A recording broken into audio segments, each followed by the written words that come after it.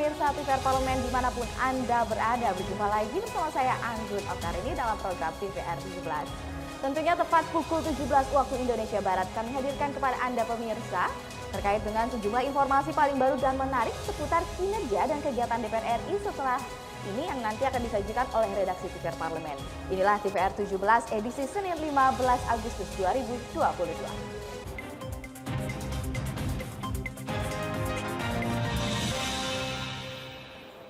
Pemirsa, berita pertama datang dari Wakil Ketua DPR RI Rahmat Gobel mendorong percepatan pembangunan di wilayah perbatasan Kalimantan Barat. Dan sebagai upaya mewujudkan keadilan sosial bagi seluruh rakyat Indonesia hingga ke pelosok Indonesia. Wakil Ketua DPR RI Rahmat Gobel meminta percepatan pembangunan di wilayah perbatasan. Mengingat hal tersebut bukan hanya menyangkut kesejahteraan masyarakat, tetapi juga harkat martabat dan kedaulatan bangsa. Saat mengunjungi pos lintas batas negara atau PLBN Aruk, tim pengawas perbatasan DPR yang dipimpin Wakil Ketua DPR Bidang Korinbang Rahmat Gobel melakukan peninjauan dan berdiskusi dengan Sekda Kabupaten Sambas, Badan Nasional Pengelola Perbatasan, Kementerian PUPR, Kementerian Perdagangan, dan stakeholder terkait lainnya. Rahmat Gobel meminta untuk menyampaikan semua masalah dan kendala dalam pembangunan infrastruktur perbatasan melalui pemerintah kabupaten maupun provinsi untuk selanjutnya disampaikan kepada DPR. Kampanye. Tetap saya dorong lewat rapat-rapat komisi ini kan saya dorong terus untuk mengingatkan ini bagaimana ini kalau perlu saya ikut hadir rapat bersamaan. Kadang kalau di komisi 5 kan perhubungan, PUPR, kadang-kadang desa tertinggal udah hadir pada waktu itu. Saya bisa ikut sambil menyampaikan. Gitu. Bukan hanya di rapat koordinasi, tapi itu di sini bisa saya dorong. Dalam penjelasannya, Sekretaris Daerah Kabupaten Sambas, Ferry Madagaskar, mengungkapkan banyak masyarakat Kalbar yang pergi berobat ke Kucing, Malaysia karena pelayanan dan fasilitas rumah sakitnya lebih baik. Hampir setiap hari ramai orang Sambas, orang Kalbar berkunjung ke Kucing untuk berobat. Untuk berobat, karena tadi di sana perawatan mereka baik, tenaga medis mereka baik, peralatan baik. Turut serta pada kunjungan kerja kali ini, anggota tim pengawas perbatasan DPR RI, Cornelis, Jackie Uli, dan Yesi Melania. Dari Aruk, Kabupaten Sambas, Kalimantan Barat, Sahroni TVR Parlemen melaporkan. Pemirsa, Komisi 6 DPR RI mendorong digitalisasi layanan informasi dan juga komunikasi dalam upaya mendukung para pelaku UMKM di Kalimantan Utara. Dan dalam membangun juga dengan memperluas jaringan usaha tentunya. Kunjungan kerja ke Provinsi Kalimantan Utara, tepatnya di Kota Tarakan, Komisi 6 DPR RI menggandeng Badan Usaha Milik Negara atau BUMN untuk sama-sama melakukan pembangunan di sektor digitalisasi, layanan informasi, dan komunikasi di Provinsi Kalimantan Utara. Ketua Tim Kunjungan Kerja Komisi 6 DPR RI, Dedi Yefri Sitorus menjelaskan, penting adanya jaringan telekomunikasi di Provinsi Kaltara. Untuk itu, Dedi meminta PT Telkom Indonesia melakukan perannya dalam proses digitalisasi, layanan informasi serta komunikasi di Provinsi Kaltara. Dan kita sangat mengharapkan agar yang namanya program digitalisasi itu diaktifkan, dikembangkan karena potensi Kalimantan Utara itu sangat besar. Ya, apakah itu hasil maritim, hasil laut, bahkan juga hasil-hasil sumber daya alam ya. Jadi dengan adanya digitalisasi tentu diperlukan fundamentalnya yaitu connectivity. Sementara itu anggota Komisi 6 DPR RI lainnya, Muhammad Hussein Fadlullah menyoroti terkait masalah masih ditemukannya daerah 3T yang belum terkoneksi jaringan telekomunikasi digital.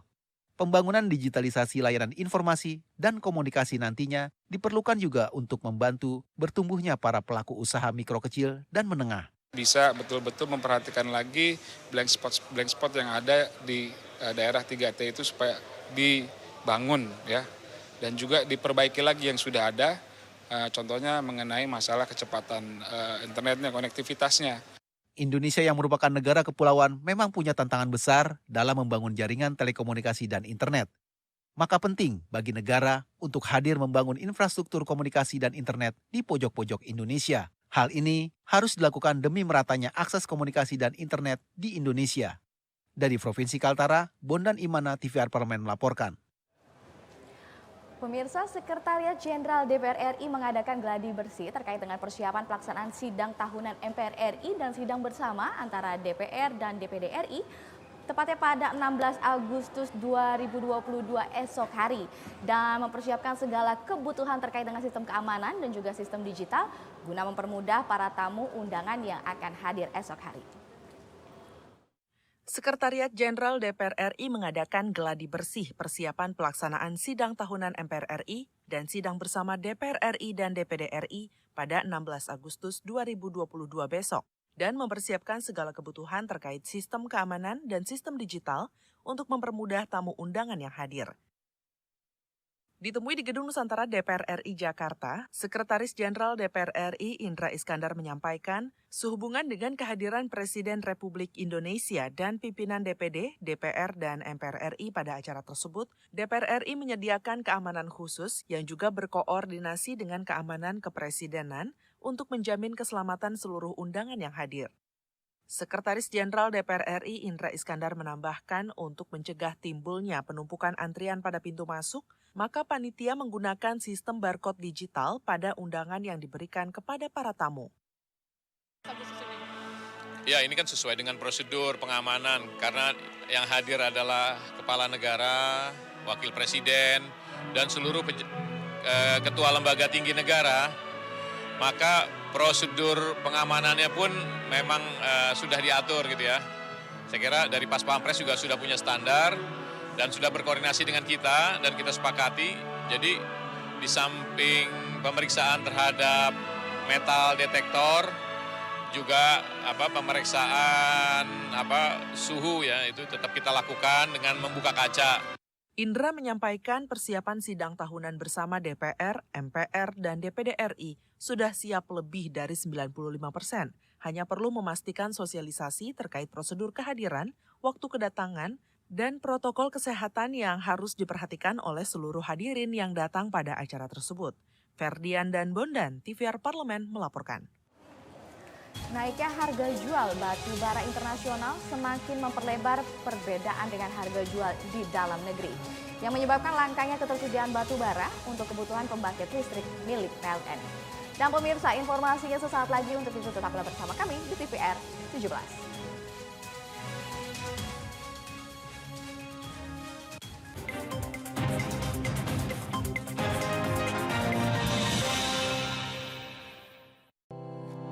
Tugas dan fungsi DPR RI sangat penting bagi negeri ini sebagai pengemban amanat rakyat. Namun tidak banyak yang tahu apa saja fungsi dan tugas dari DPR. DPR mempunyai 3 fungsi pokok, yaitu legislasi, anggaran, dan pengawasan. Ketiga fungsi tersebut harus dilaksanakan dalam kerangka fungsi representasi yang mengedepankan kepentingan rakyat berdasarkan aspirasi masyarakat dan untuk kesejahteraan rakyat. Dari fungsi legislasi, DPR RI mempunyai tugas dan wewenang untuk menyusun dan menetapkan program legislasi nasional bersama dengan pemerintah, menyusun dan membahas rancangan undang-undang, menerima rancangan undang-undang dari DPD, membahas rancangan undang-undang yang diusulkan oleh Presiden ataupun DPD, menetapkan undang-undang bersama dengan Presiden, menyetujui atau tidak menyetujui peraturan pemerintah pengganti undang-undang yang diajukan Presiden untuk ditetapkan menjadi undang-undang. Sementara, fungsi anggaran membahas dan memberikan persetujuan atau tidak memberikan persetujuan terhadap rancangan undang-undang tentang APBN yang diajukan Presiden, memperhatikan pertimbangan DPD atas rancangan undang-undang tentang APBN dan rancangan undang-undang terkait pajak, pendidikan, dan agama, menindaklanjuti hasil pemeriksaan atas pengelolaan dan tanggung jawab keuangan negara yang disampaikan oleh BPK, memberikan persetujuan terhadap pemindahan aset negara maupun terhadap perjanjian yang berdampak luas bagi kehidupan rakyat yang terkait dengan beban keuangan negara. Dan fungsi pengawasan, melakukan pengawasan terhadap pelaksanaan undang-undang, APBN, dan kebijakan pemerintah, membahas dan menindaklanjuti hasil pengawasan yang disampaikan oleh DPD terkait pelaksanaan undang-undang mengenai otonomi daerah, pembentukan, pemekaran, dan penggabungan daerah, pengelolaan sumber daya alam dan sumber daya ekonomi lainnya, pelaksanaan APBN, pajak, pendidikan, dan agama. Terima kasih. Video ini dipersembahkan oleh TV dan Radio Parlemen, Biro Pemberitaan Parlemen, Sekretariat Jenderal, dan Badan Keahlian DPR RI.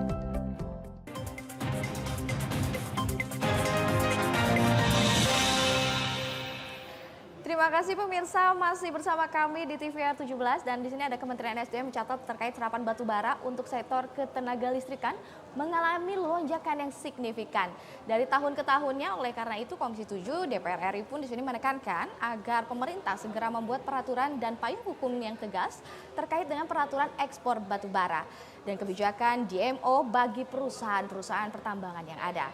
Dan berikut liputan mendalam yang telah dirangkum oleh tim redaksi TVR Parlemen dalam segmen editorial Parlemen berikut ini.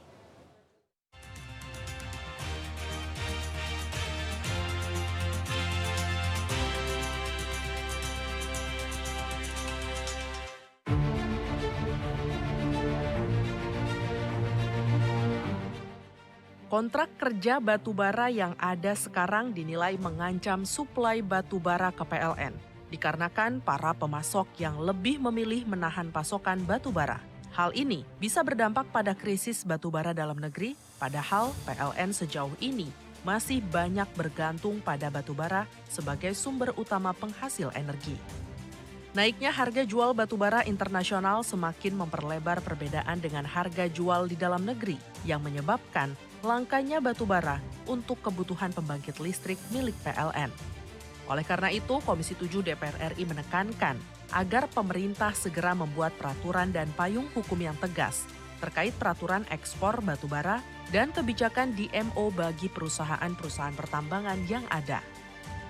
Anggota Komisi 7 DPR RI Muhammad Nasir mendorong Kementerian ESDM mengevaluasi peraturan yang ada untuk mengetahui penyebab kelangkaan batubara untuk mempertimbangkan pemberhentian sementara ekspor batubara.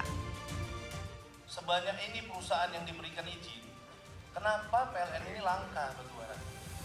Kenapa perusahaan-perusahaan BUMN langka? Kenapa perusahaan-perusahaan yang ada di Indonesia ini kerepotan nyari batubara? Sementara ekspornya besar. Berarti kan ada sistem yang salah, Pak. Ada tekanan yang salah. Anggota Komisi 7 DPR RI Nasril Bahar menekankan permasalahan tersebut harus didukung payung hukum yang kuat dan tindakan yang tegas dari pemerintah. Nah, ini pertanyaan kami, Pak. Kenapa tidak dipatuhi dan tidak dipenuhi tuntutan undang-undang, tuntutan peraturan pemerintah, terakhir dengan Permen SDM, sama sekali tidak dipatuhi.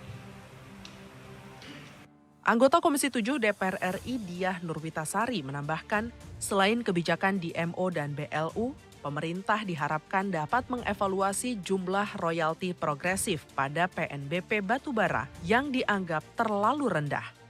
Nah, mungkin ke depan kita perlu ada tambahan layer gitu. Ketika misalnya harga batubara di atas $200, ketika batubara di atas $300, seperti apa kemudian kebijakan PNBP-nya misalnya. Anggota Komisi 7 DPR RI Bambang Hermanto mendorong PLN untuk segera merevisi kontrak kerja dengan pemasok batubara karena kontrak kerja batubara yang ada sekarang dinilai mengancam suplai batubara ke PLN. Bagaimana PLN bisa merevisi kontrak kerja dengan para supplier yang selama ini sudah terjadi dari sisi harga, terutama untuk menyeimbangkan antara harga ekspor dengan harga dalam negeri. Karena kalau itu tidak dirubah, sampai kapanpun saya kira yang namanya supplier pasti dia akan memilih mana yang lebih tinggi harganya. Anggota Komisi 7 DPR RI Muhtarudin mengatakan, jangan sampai ada penyetopan ekspor batubara. Untuk itu, ia mendorong percepatan payung hukum berupa Perpres segera diterbitkan sebagai solusi jangka panjang untuk mengamankan pasokan batubara dalam negeri. Nah, payung hukum yang sekarang sedang ongoing, yang sedang diajukan oleh Menteri SDM itu adalah Perpres. Dan saya kira ini kita sepakat bahwa Perpres itu solusi yang cepat dalam rangka membuat payung hukum terhadap pelaksanaan BLU ini. Sementara itu, Menteri ESDM Arifin Tasrif mengatakan pembentukan BLU ini sudah di tahap finalisasi, tinggal menunggu izin prakarsa. Sampai saat ini, masih ada perdebatan mengenai bentuk payung hukum, apakah dalam bentuk peraturan presiden atau peraturan pemerintah. Kita sedang menindaklanjuti penyelesaian daripada peraturan mengenai pembentukan BLU untuk DMO batubara. Nah, ini Saat ini sedang dilakukan pembahasan dengan kementerian-kementerian terkait dengan nanti diterbitkannya izin prakarsa. DPR RI mendorong pembentukan BLU batubara dipercepat. Pembentukan BLU diharapkan bisa mengantisipasi disparitas harga antara pasar domestik dan luar negeri. Kehadiran BLU batubara juga memiliki peran penting untuk memperbaiki tata kelola rantai pasok batubara nasional, khususnya untuk mengatasi penyelewengan yang sering terjadi. Tim Liputan, TVR Parlemen melaporkan.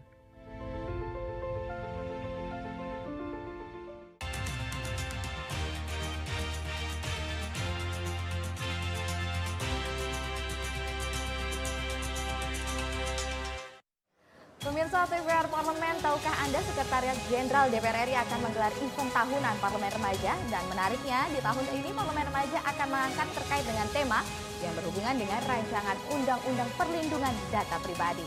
Informasinya sesaat lagi, untuk itu tetaplah bersama kami di TVR 17.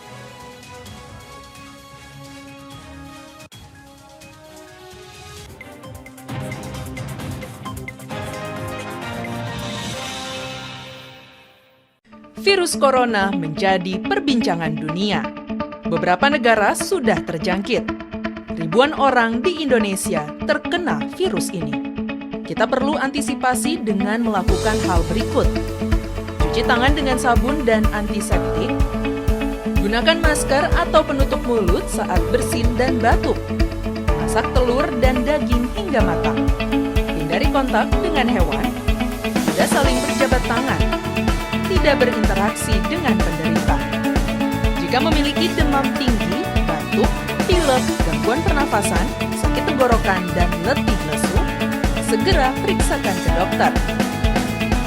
Waspada virus corona, cegah penyakit sejak dini. Dipersembahkan oleh TVR Parlemen, Biro Pemberitaan Parlemen, Sekjen dan DK DPR RI. DPR RI memiliki fungsi diplomasi dalam menjalankan politik luar negeri sesuai dengan pasal 116 Undang-Undang MD3. Kontribusi aktif BKSAP DPR RI memainkan peranan penting dalam memenangkan persaingan global melalui IPU, IPA, IPPF, IPA, dan PUIK. BKSAP memiliki komitmen yang tinggi dalam krisis kemanusiaan dunia. Fungsi diplomasi dijalankan untuk mendukung upaya pemerintah dalam melaksanakan politik luar negeri.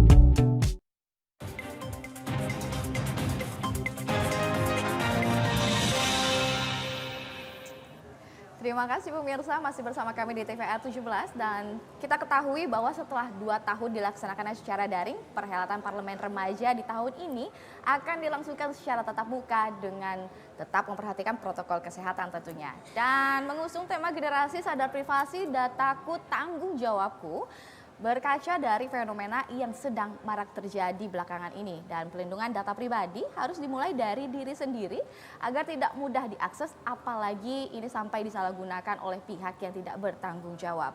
Nah, ini berikut laporan lengkap dari rekan kami Diva Rizka dengan anggota Komisi 1 DPR RI. Sebagai anggota DPR RI yang masuk ke dalam jajaran anggota termuda, menurut Bapak seberapa pentingnya sih kegiatan Parlemen Remaja ini dalam pendidikan politik anak muda? Jawaban singkatnya penting banget, karena tadi juga bertemu sama salah satu alumni, Mbak Vina namanya, ini luar biasa semangatnya, pemahamannya terkait dengan kompleksnya, terkait dengan proses pembuatan undang-undang, budgeting, pengawasan kita kepada pemerintah dan lain sebagainya. Ini harus bisa diberikan pemahaman kepada publik, khususnya kepada generasi muda dari sejak dini, agar generasi muda kita tidak mempunyai pemahaman bahwa politik atau DPR itu seperti apa yang terlihat di permukaan aja, atau stigma-stigma yang selama ini mencolok di mata publik. Jadi penting sekali untuk bisa diberikan pemahaman, untuk bisa diberikan peranan seperti anggota DPR, agar nanti bila ada 20, 30, 40% dari mereka menjadi anggota DPR RI sesungguhnya juga sudah lebih matang dan lebih siap dari DPR RI milenial sekarang gitu.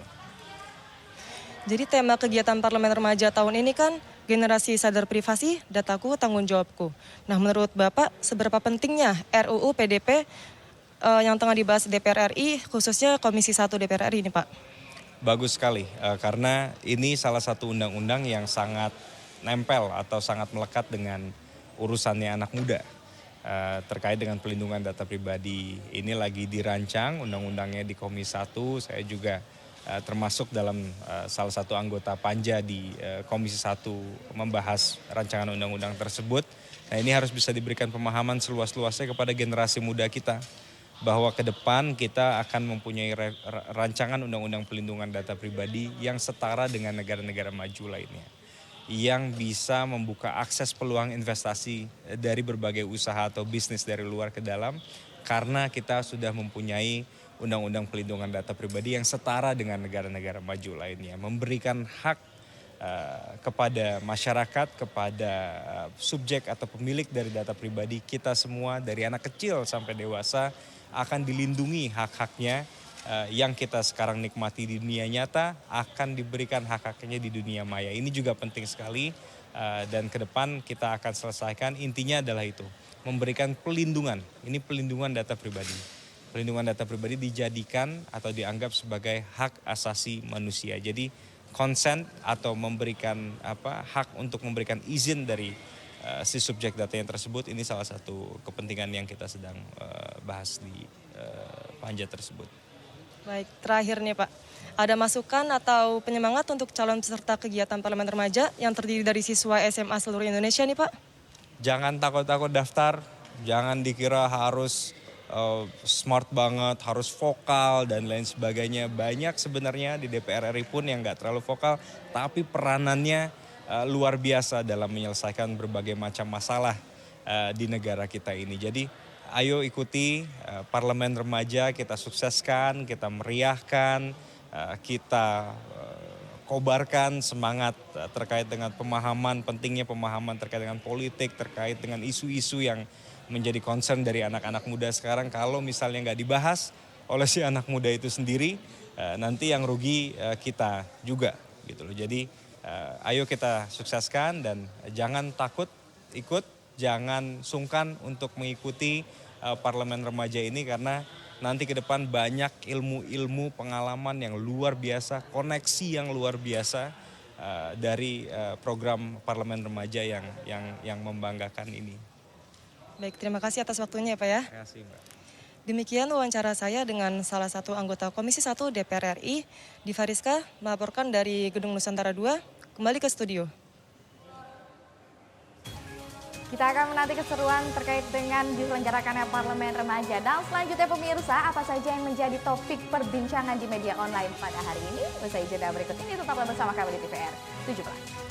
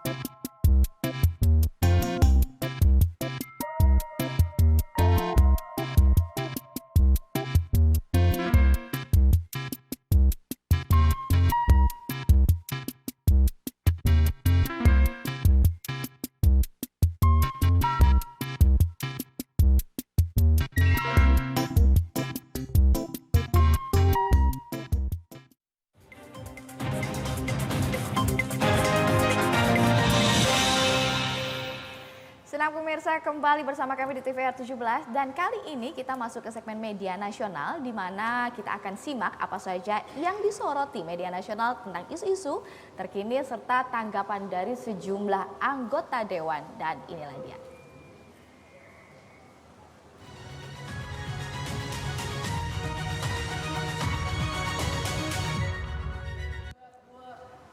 Pemirsa TVR Parlemen, di sini pertama kita akan terkait di mana semua orang fokus terhadap kasus Irjen Verdi Sambo. Masyarakat di sini teralihkan akan masalah kuota BBM yang semakin sekarat. Dalam beberapa minggu terakhir, di beberapa surat kabar, nama Inspektur Jenderal Verdi Sambo ramai menjadi perbincangan publik. Bukan cuma kesuksesan karirnya saja karena berhasil mengungkap kasus besar, melainkan juga kasus pembunuhan yang menyeret namanya. Verdi Sambo telah ditetapkan sebagai salah satu tersangka pemirsa kasus pembunuhan Nofriansyah Yosua Huta Barat alias Brigadir J. Dan sini Verdi Sambo dijerat pasal 340 tentang pembunuhan berencana dengan ancaman hukuman penjara maksimal 20 tahun atau pidana mati. Dan kalau semua mata tertuju pada drama kasus aparat kepolisian tersebut, pemirsa, publik akan tidak menyadari bahwa ada hal yang juga perlu menjadi perhatian lebih detail. Terkait dengan salah satunya adalah kuota BBM jenis RON 90 alias Pertalite yang diperkirakan habis dalam waktu 2 bulan jika tidak ada pembenahan terkait dengan kuota yang tersedia di masyarakat. Hingga pada bulan Juli 2022, konsumsi Pertalite di sini sudah mencapai 16,8 juta kiloliter, di mana artinya kuota hingga akhir tahun hanya tersisa sekitar 6,2 juta kiloliter dari kuota yang ditetapkan sebesar 23 juta kiloliter sampai dengan akhir tahun nanti. Dan di sini disebutkan bahwa sementara konsumsi solar subsidi sudah mencapai 99 juta kiloliter dari kuota 14,91 juta di tahun 2022 ini, atau hanya tersisa di kisaran 5,01 juta kiloliter. Nah, menipisnya kuota 2 jenis BBM yang digunakan puluhan juta masyarakat Indonesia ini membuat dilema pemerintah yang sampai saat ini belum juga mengambil keputusan apakah kuota Pertalite ini dan solar subsidi akan ditambah atau nantinya dibatasi melalui program My Pertamina. Ketua Komisi 7 DPR RI ini memberi tanggapan, yaitu Sugeng Suprawoto sebelumnya mengatakan bahwa penambahan kuota BBM Pertalite dan solar subsidi sangat diperlukan pemirsa. Mengapa? Hal tersebut mempertimbangkan konsumsi BBM di masyarakat yang telah melonjak pasca meredanya pandemi COVID-19. Komisi 7 DPR RI dan pemerintah telah sepakat untuk menambah kuota Pertalite sebanyak 5 juta kiloliter tahun ini. Dan di sini anggota Komisi 7 DPR RI Mulyanto turut mendesak terkait dengan BBM ini untuk cepat mengambil keputusan, bukan malah saling lempar tanggung jawab antar instansi. Dan ia meminta Presiden berani mengambil keputusan dan menengahi perbedaan pendapat yang ada agar tidak merugikan masyarakat luas yang terdampak. Dan selanjutnya yang juga menjadi sorotan pemirsa di media online hari ini adalah soal tidak adanya kolom tanda tangan di paspor baru Republik Indonesia. Nah, di sini DPR berencana akan memanggil Menteri Hukum dan HAM, dan ini ada pembahasan di beberapa media sosial. Baru-baru ini diramaikan dengan informasi paspor Indonesia yang tidak memiliki kolom tanda tangan, padahal di sini diperlukan. Negara besar seperti Jerman menolak paspor Indonesia yang tak memiliki kolom tanda tangan di halaman paling belakang. Sebab di sini tidak adanya kolom tanda tangan pada paspor tersebut dianggap atau dinilai tidak sesuai dengan format resmi paspor. Kedubes Jerman menegaskan bahwa paspor tanpa tanda tangan juga tidak bisa digunakan untuk permohonan visa Schengen.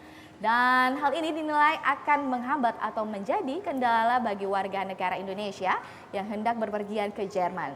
Menanggapi permasalahan ini, anggota Komisi 3 DPR RI Taufik Basari di sini pun memberi komentar terkait dengan pihaknya akan meminta penjelasan Menteri Hukum dan HAM Yasona Laulay soal paspor tanpa kolom tanda tangan Indonesia yang ditolak oleh Jerman.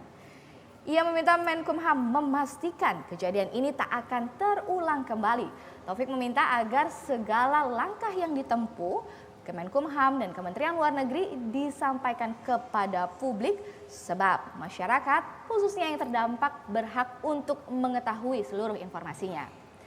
Taufik di sini meminta Kemenkumham dan Kemenlu harus berkoordinasi dengan Jerman untuk mencari penyelesaian pemirsa. Bagaimana pemegang paspor yang sudah merencanakan ke negara tersebut dalam waktu dekat. Ia juga meminta Dirjen Imigrasi harus segera mempersiapkan pergantian kembali paspor yang terlanjur tanpa tanda tangan tersebut. Nah, hal itu sebagai antisipasi jika tetap ada penolakan terhadap desain paspor baru Indonesia dari suatu negara. Pemirsa TVR Parlemen, itu tadi headline media online pada hari ini mengenai menipisnya stok BBM bersubsidi, juga tentang penolakan paspor Indonesia yang tidak memiliki kolom tanda tangan.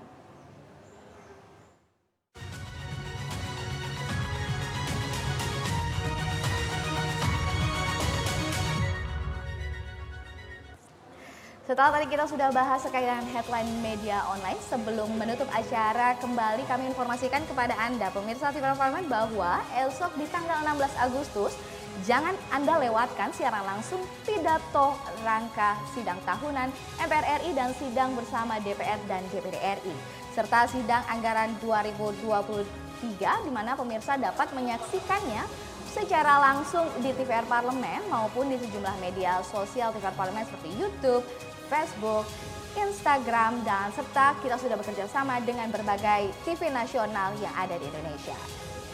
Saya Anggun Oktarini beserta seluruh kru TVR Parlemen yang bertugas mengucapkan terima kasih telah menyaksikan dan sampai jumpa. TVR Parlemen, referensi Indonesia.